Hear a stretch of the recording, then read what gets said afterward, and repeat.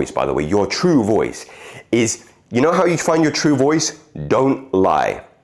Don't lie, don't censor, don't placate, don't perform, especially to your girl.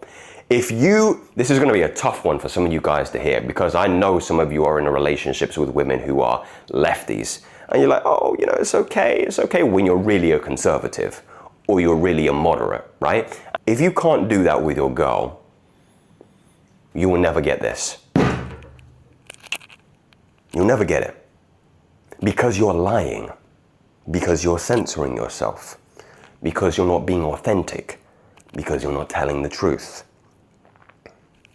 The women conversation is an interesting one, because fundamentally the world is duality, it is polarity. It is sun, it is moon, it is light, it is day, it is light, it is dark, it is left, it is right, it is masculine, and it is feminine.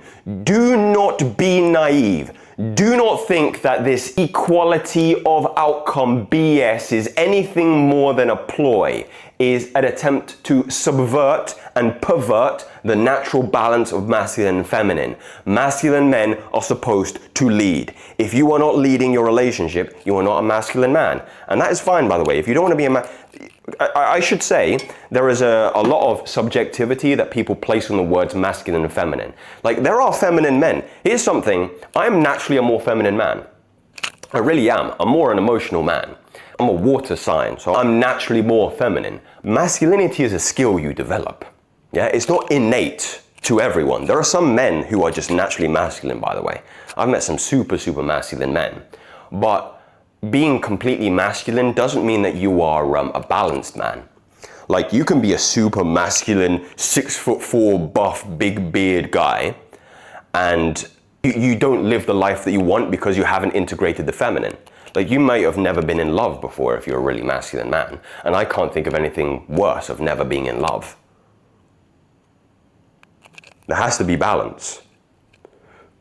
But the problem is nowadays, the reason why I'm speaking very aggressively about the fact that a lot of men don't have that voice is because if you look at the way of the world now, more men are feminine than they are masculine. So there is a real calling and longing to readdress the balance of masculinity in people's own personal lives. And you do that by being uninhibited with your voice, yeah? This is another great way to release tension and trauma in here. By the way, be very careful with trauma release exercises.